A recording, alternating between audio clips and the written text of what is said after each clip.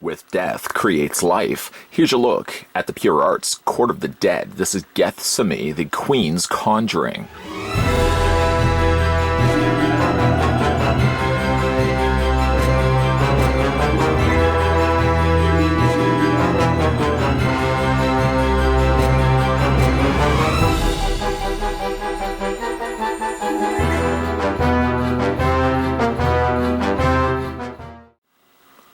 Death's first creation, the spirit-born Gethsemoni, was fashioned from raw flesh. Her mind coalesced from the collective subconscious of humanity, and as such, her form echoes the expectations of the living. Beautiful and flawless to behold, this resonant of the shadow realm glimmers like a jewel in the darkness. But be warned, the Queen of the Dead's countenance is not by a distraction. Her mercurial mood and unfettered ambitions make her a dangerous and volatile player in Death's court, one whose loyalty to the king is often questioned, but only in the most terrified of whispers.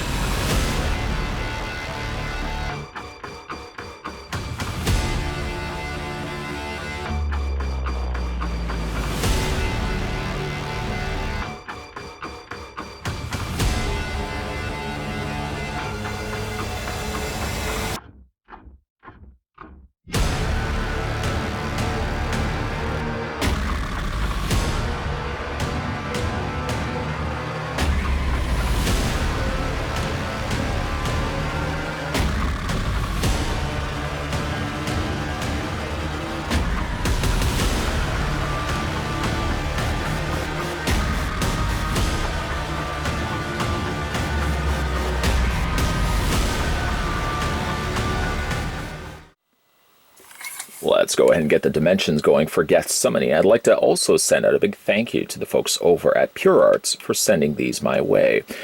According to the tape measure, and according to the very top flaps of the sides of her headdress, Gethsemoni stands at 10 inches exactly, and that switches over 2 centimeters at being 25.4, almost 25.5 centimeters tall. In the interests of size comparisons, let's move over Gethsemoni and we'll bring in Keir, the other statue from the Court of the Dead figures that we had a look at. As you can see, they are quite exquisitely presented and equally so, vastly different in the way that they're sculpted and presented. Even like the skin tones and the color palettes that they used from one to the other is very different. Keir here on the left definitely goes for more darker colors against the backdrop of her pale skin. Gethsemoni, on the other hand, kind of goes more towards lighter tones, even like the base, and everything on her seems of a lighter, fair color, and it's a nice contrast to the darker color scheme of Keir. Picking up the statue, let's have a look at the display base, and then we'll kind of work our way up as we normally do. The base itself has a rather familiar circular shape to it, depicting the Court of the Dead etched underneath, as well as the registered trademark of Sideshow Inc. This is a collaboration between Sideshow Collectibles and Pure Arts, so you will see logos for both Pure Arts and Sideshow Collectibles represented here. Now, perhaps Gethsemoni is a summoner of spells. By the way, I'm looking at the display base here. A spiraling chantress series of clouds sort of being pulled up and spiraling their way up until the grip of her hand.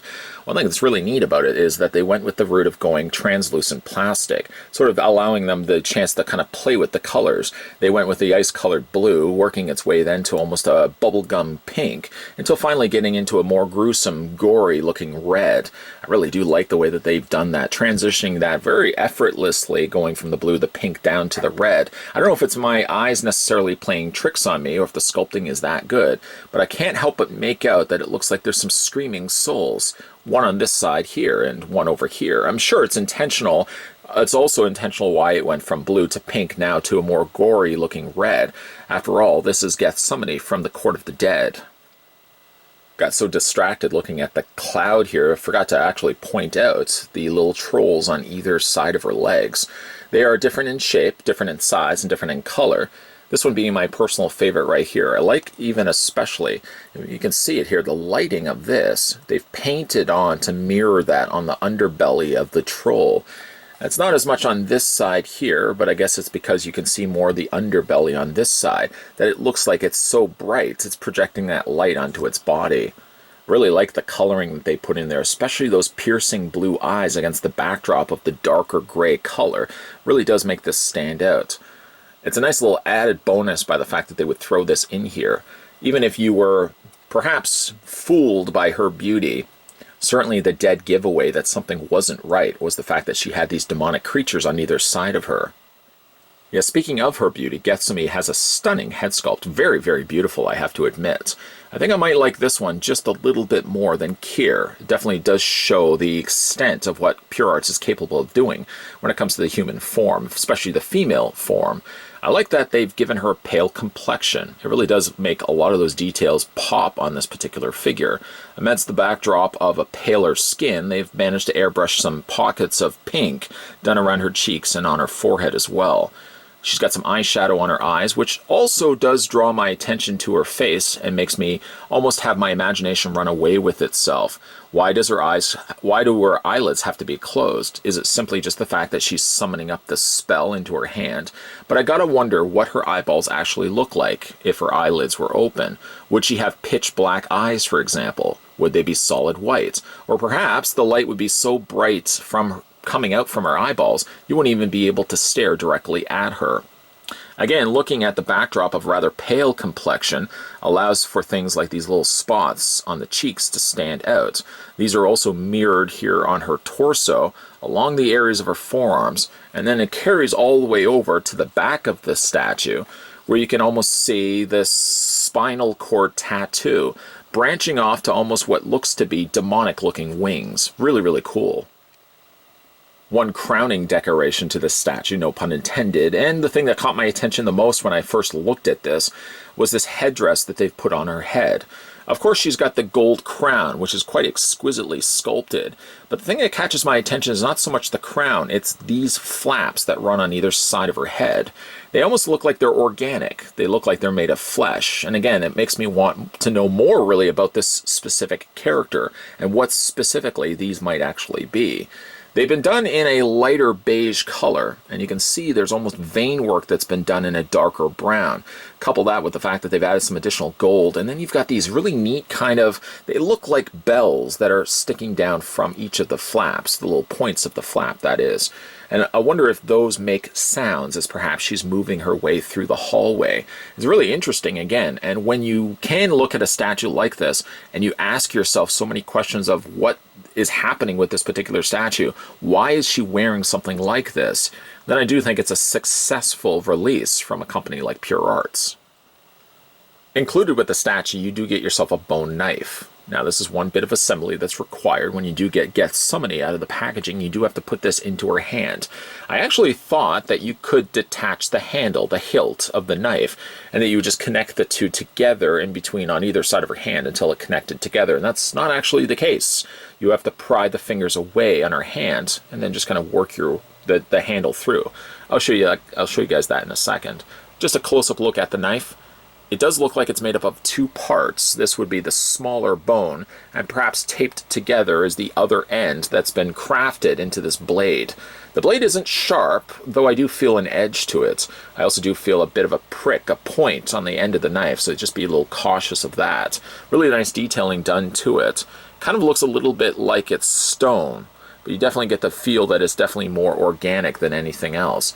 I like it also that they've edged the knife in silver just to kind of give you the look that it would have been sharpened, and definitely something that she would be making use of. One thing you do have to be careful of when you're putting this into Gethsemoni's hand is this part right here of the bone. Because it sticks out and it's because of a thinner plastic, you want to be careful that you don't accidentally clip that. So what I would say is when you are putting it into her hand, pry the fingers away slightly. You don't have to pry them away too much. Get the blade in like that, and just be careful that you don't touch this at all to the rest of her hand. Then from there you can just push this up slightly, and then you've got the statue holding the blade in her hand here. Now, you'll remember when we had a look at Kier, she had the chest armor plating here that covered off most of her midriff. You didn't get a chance to see the sculpting skills of Pure Arts. Here on Gethsemoni, you can kind of get a full feel for what they're capable of sculpting when it comes to the female form, and I really do like this one a lot. Drawing your attention to the very limited amount of armor that she has covering off her body. Hands-on approach, if you will, quite literally. A clever means of covering off her chest is having this armor plating that looks like a pair of hands. I'm sure the intention was, after all, there are 4 digits and a thumb, that this is supposed to look like a pair of hands grabbing onto, well, her chest. It doesn't go all the way around, doesn't connect in the back. I can't help but draw my attention and curiosity to how specifically this is staying in place. I'm not going to ask too many more questions other than that. Really nicely sculpted, nicely painted. I like the dark nature of the gunmetal gray that they went with. Ironically enough, the gunmetal gray doesn't make any other appearances, at least from the other armor pieces that are on her body. Whether you look at for example, the gauntlets that she has on her wrists, these sections on her bicep, and even the collar piece are all making use of a lighter silver color. I really like the collar piece quite a bit. I can't help but draw my attention to this sort of amulet center section of her collar. Kind of looks like something I would expect to see from Count Dracula. I'm sure there's probably a connection there. Really digging what they've done with the skirt as well. The back is relatively relaxed, really only hugging the curves of the body. The front, though, is frantic like a flag in the wind. You can see how it's just got this natural flow to it. I have to also wonder if the skirt was originally this color or if it's been soaked in blood. It almost looks like it's been blood stained than anything else. This dark cranberry color works exceptionally well. And I like that they've also added these kind of darker patches of a darker version of that same color. Really nicely done there. The outer edges are a little more lost. They look like they've been banded or stripped here in gold, but it seems like it's almost lost in the mix. Again, I can't help but wonder if maybe the original coloring of the skirt fabric wasn't what this color is now, and maybe it's been soaked in blood. A plain, fooling thing to the eye is you'll also see like the shading done to the legs, the knees especially. There's this little bit of additional almost reddish color that's been airbrushed in there as well. I almost feel like I'm getting a reflection coming off the skirt and kind of cascading along the leg. It's really cool the way they've done that. Ultimately, I find myself liking Gethsemoni of the Court of the Dead line so far as my favorite. I know we still have not yet looked at Zal. The review of that one will be right around the corner, but Gethsemoni is something about it that compels me. I feel like I'm under her spell. Don't get me wrong, Zir was a stunning looking statue and was a beautifully sculpted statue to boot.